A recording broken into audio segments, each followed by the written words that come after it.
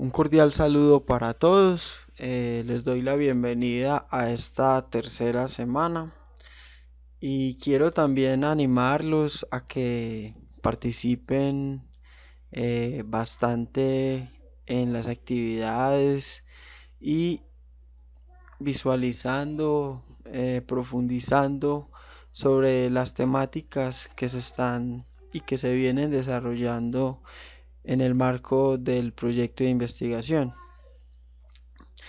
En esta semana el objetivo es eh, hacer una introducción sobre diferentes aspectos sobre los PLC.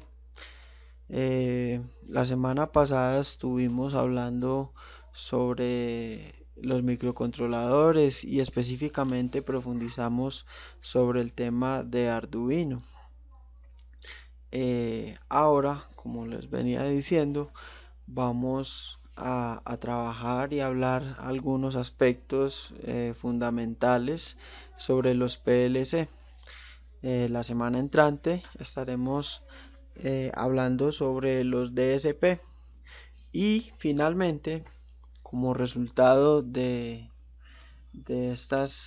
trabajo con estas temáticas, vamos a seleccionar un dispositivo como elemento de control para el proyecto. Entonces vamos a ver si va a ser más conveniente trabajar con un microcontrolador, con un PLC o con un DSP. Les recuerdo que todas estas temáticas están y buscan el desarrollo de un prototipo de semáforo inteligente con detector de movimiento adaptado a las curvas de alta peligrosidad en los municipios antioqueños.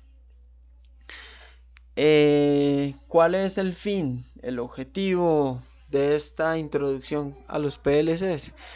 Vamos a conocer las generalidades de ellos y sus principales componentes a nivel general.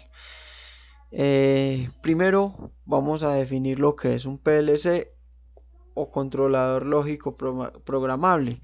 También en algunos textos lo vamos a encontrar como autómata programable. Resulta que un PLC es un computador industrial para el procesamiento de datos de entrada, que esos datos pueden provenir de sensores y luego de ese procesamiento se van a entregar unos resultados a la salida hacia los actuadores. Hablamos de que las entradas pueden ser, como les decía, diferentes tipos de sensores. Pensemos en variables, temperatura, humedad, presión, en fin. Y resultados de salida pueden ser, por ejemplo, control de válvulas, control de velocidad de motores, a través de algunas otras interfaces como pueden ser un variador de velocidad, un contactor. Esa es la función de un PLC: procesar información de entrada y entregar un resultado a la salida. Básicamente es eso. ¿Cuáles son los componentes principales de los PLC? Vamos a hablar en este caso de 5 componentes principales. ¿Pueden ser más? Sí, claro que sí. Depende de la referencia del PLC, del fabricante y una cantidad de variables. Entonces, el primer componente, la fuente de alimentación. El segundo, la unidad de procesamiento central o CPU. Tercero, los módulos de entrada-salida. Cuarto, los módulos de memoria. Y quinto, los módulos de comunicaciones. A continuación, entonces vamos a hablar acerca de cada uno de ellos. Entonces, primero, la fuente de alimentación. ¿Cuál es su función? Como su nombre lo indica, es alimentar o suministrar la energía eléctrica a la CPU y a las demás tarjetas que componen el PLC. Generalmente, el voltaje estándar con el que trabajan estos dispositivos es de 24 voltios DC. Sin embargo, también pueden ser de 12 o de 48, estamos hablando de DC. Pero también algunos PLCs incorporan o trabajan con voltajes de 48 voltios, 110 o 200 voltios en AC. Todo depende de qué, de la utilidad que vayamos a dar. Si hablamos de un entorno industrial, generalmente estamos hablando de que se trabaja con voltajes de corriente alterna. Es muy común, pero como les digo, la elección de el tipo de voltaje con el que se alimenta el PLC depende del proyecto en el que se esté trabajando.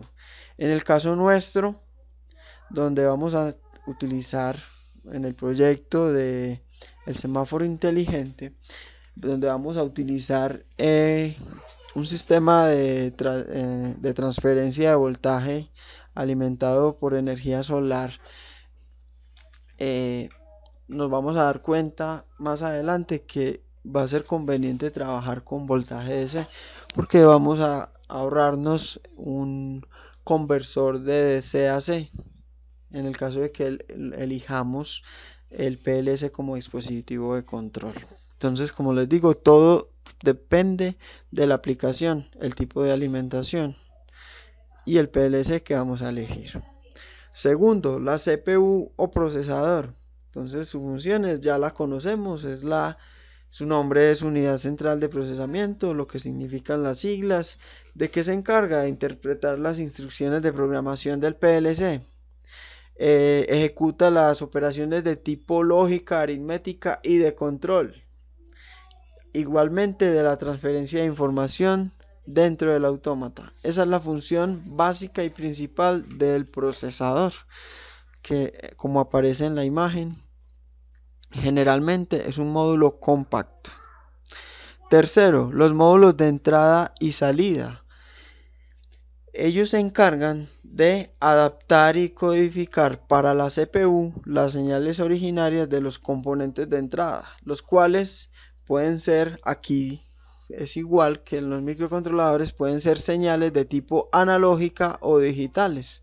Decíamos que las digitales son datos discretos, o sea que pueden tomar solamente dos valores, unos y ceros. Aquí tenemos de que 1 representado por 5 voltios y 0 por 0 voltios. Sin embargo, en los PLCs estos valores pueden cambiar. Cuando hablamos de que estamos trabajando con PLCs que trabajan con voltajes DC de 12, 48, 12, 24 o 48 voltios, esos niveles lógicos van a corresponder a esos voltajes de alimentación generalmente. Entonces, por ejemplo, estamos trabajando con un PLC de 48 voltios alimentado con 48 voltios. Quiere decir que un 1 lógico o una salida activa en high nos va a entregar 48 voltios de DC. Igualmente para el tema de cuando se trabaja con voltaje AC. Si trabajamos con un autómata que es alimentado con 120 voltios y tiene salidas en AC, entonces lo que va a entregar como un 1 lógico va a ser 120 voltios o la línea de voltaje. Y B, los pines analógicos, estos leen o escriben datos variables, es decir, señales que varían en el tiempo, que no presentan solamente dos valores como los digitales, sino que pueden presentar un voltaje entre tanto y tanto, dependiendo el módulo de entrada analógica que estemos utilizando y el PLC.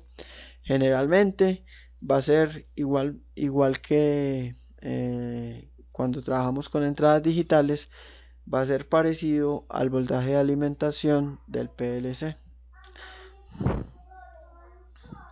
Cuarto, módulo de memorias. Entonces, estos módulos, aunque normalmente la CPU trae incorporada una memoria, en algunos casos es necesario aumentar la memoria por cuestión de que tenemos programas muy amplios o que se deben almacenar datos de manera permanente y es un flujo de datos bastante importante. Entonces se anexa un módulo de memorias. que se encarga de almacenar instrucciones para ejecutar las tareas de control. Es decir, los datos del proceso, como son las señales de entrada y salida. Como les decía, el tema de almacenamiento de variables, datos alfanuméricos y constantes, las instrucciones de usuario y la configuración general del autómata. Repito, la CPU generalmente tiene incorporada la memoria. Algunas veces, dependiendo de la aplicación, va a ser necesario conseguir un módulo anexo de memoria.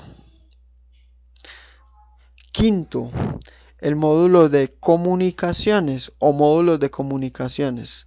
Los autómatas programables introducen módulos de comunicación bajo protocolos industriales como la red LAN, las redes WAN o la combinación LAN-WAN, así como los famosos buses de campo que se emplean en automatización y control, HARP, Profibus, Fielbus.